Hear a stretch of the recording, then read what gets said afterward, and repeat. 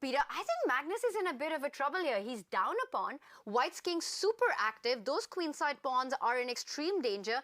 Meanwhile, that rook and bishop, yes, it's eyeing e6. Okay, I'm slightly surprised with this move because I was expecting knight to c5. It looked like a very natural move. But this one also hits the rook and the bishop. If black was to trade on d5, I want some help from you.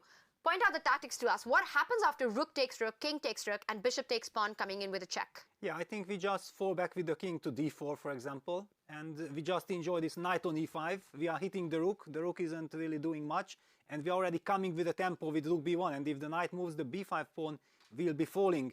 And we have been discussing about seeing Magnus before leaning backwards, enjoying the situation. Now when I saw him, he was leaning back from total frustration. You know, he's back at the board. He is just so angry with himself that how did I let this happen from that marvelous position?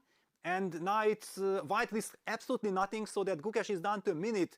If he keeps the control, then the clock won't be such a... Let's not forget, it's 10 seconds increment. Which is a lot of time to start gaining on the clock, a 10-second increment, but Gukesh has to keep control not only on the position but his nerves as well. Undoubtedly, he's feeling that he's the one who's pushing in this position. Every single initiative that Magnus had has been neutralized. The queens have been traded off. White's king and knight super active. The only thing that Gukesh needs to do is get that rook into the game. And the good news for him is it's coming in with a tempo. The line we were discussing is on the board. Gukesh now thinking about where to move his king. King to c5 does invite the move rook to g5, pinning on the 4th rank. But there might be ideas of the other knight jumping into the attack with a tempo with knight f3. Can king c5 be considered here? Yes, but he's down to a minute. Yeah, these are his problems. Yeah, if suddenly there are many tempting options, that's a total nightmare scenario. Just somehow stabilize, make sure that... Cemento. Yeah, cemento, you know that nothing can happen to you. I'm going to press the clock, I'm going to get the 10 extra seconds, and I know rook b1 to b4 and king d4 on the board. It is Team Cemento for Gukesh. He keeps things protected, not going into any crazy lines, allowing the pins. The rook comes into the attack. Magnus Carlsen is in trouble in this endgame. Absolutely. Yeah, basically now the point is that it's kind of a one-sided affair, and now Magnus is the one who needs some miracle that maybe somehow his rook will be in time to get to d6, deliver a check in time to limit the damage. Yeah, like bishop takes a2 followed by rook d6 check. I'm not sure if it's enough, but that's maybe kind of the defensive resource he's relying on.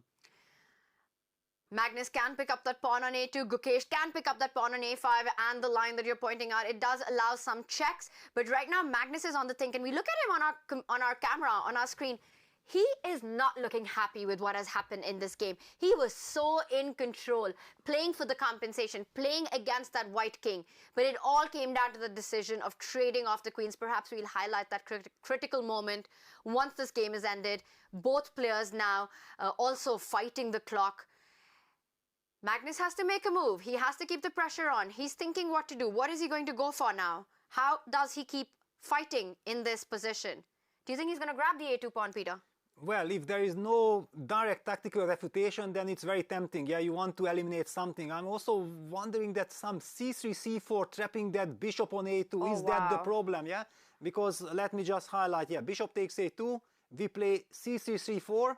And after rook d6 check, we simply fall back with the king to e3. And the knight on d2 and knight on e5 are beautifully protecting the c4 pawn. We are setting to go rook takes a5, putting tremendous pressure on those two awkwardly placed pieces on the queen side.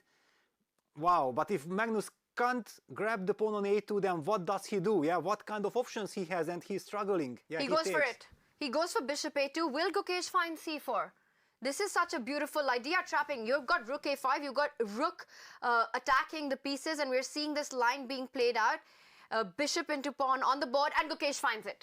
Yes, of course he finds it. He's just incredibly strong player. He was struggling at the beginning of the event. Now he is very much in his zone. Can Gukesh finish this job off? Nicholas, we're analyzing this position and we're trying to find these ideas. How easy is this for a conversion? Gukesh can drive his seat, but what are the things that he needs to watch out for? Yeah, what's difficult for him is, of course, the time situation. He is clearly better, maybe even winning or close to winning, but he has 20 seconds as I'm talking right now, and he's only getting 10 seconds with every move. Carlsen took another pawn on h2, and now the correct reply would be to bring the knight back, defending the knight on d2, hitting the rook, and next you can just take this pawn on a5, screw the knight and the bishop on the a file, and well, something's going to drop, or am I mistaken here? It looks like something's going to drop, but what is GUKESH going to do?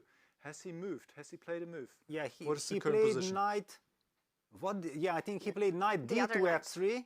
The more natural looking move. You want to move forward. You don't want to move backwards. Yes, that's unfortunate because now you keep the rook on the second rank, also defending the bishop on a2. So now that after rook g2, for example, rook takes a5, the difference is the knight can go back to b6 and the bishop on a2 is defended. If you had the other knight now on d2, you could just take this bishop, but still he has very good chances. However, there is now this idea, for example, to take on c4 and go and trade off everything. So we see another rook and knight against rook endgame, even though the line continues here with the marvelous move knight h4, threatening suddenly knight f5 and rook a8 checkmate. Let me just show this to you. If the rook moves somewhere, let's say here, then it is suddenly a checkmate. All right, well, before we get lost here, we got to go back to the game. What is the current position? What was played? He played rook h6. Rook and h5 h6 was played. Okay. and rook d6 check. The king comes back. And GUKESH, at 22nd, Magnus Carlsen, under a minute on the clock. There's still a lot of pressure on that a file. The knight and the bishop hanging by a thread here. Can white go rook to a3, eyeing that knight on c3, the key defender? That looks very logical and very strong. GUKESH, he's reaching out. He's about to make his move. He needs to play. Lose on time. It's on the board. I think knight d1 is the only move here. Yes.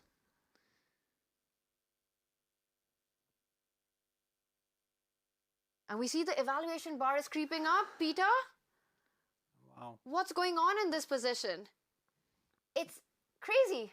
Yeah, this knight d1 check, but it also doesn't feel nice. Yeah, the knight will be kind of stranded there. It might get trapped. Yeah, we were talking about the bishop being trapped on a2. Maybe the bishop survives and then suddenly black's knight will get into a lot of trouble.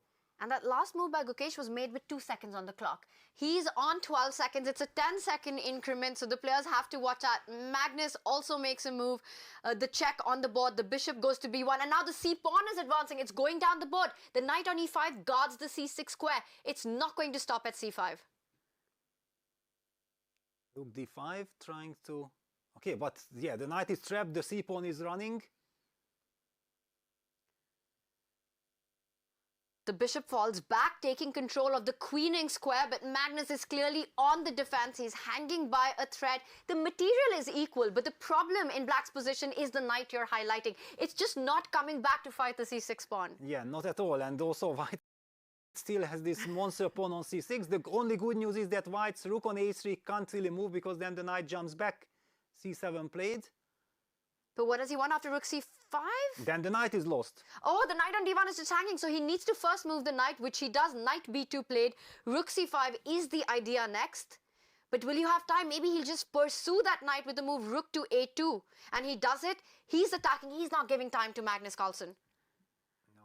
And look at Magnus. Yeah, he knows that this is not going according to plans. And this is not terrible because he might have to give up the piece. Yeah, you can't, because the c-pawn is about to queen. Yeah, so black's bishop is overloaded. And the big question is, what do you do? Do you go rook to b5, tying down your rook to defend that knight? Or do you go knight to d1, again tying down your rook to that knight? Magnus, you can see the hesitation in him.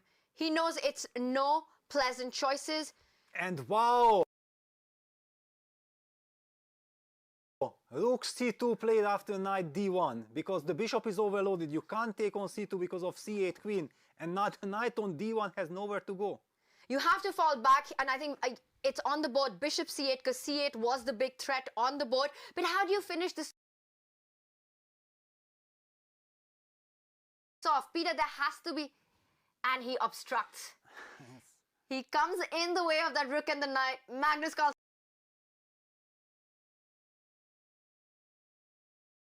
Carlsen is about to lose that piece on d1, but still the knight on d3 is also hanging. Yeah, but he can follow it up with knight f3 to e5, get the stability, and everything is protected. Basically, we might be talking about the scenario where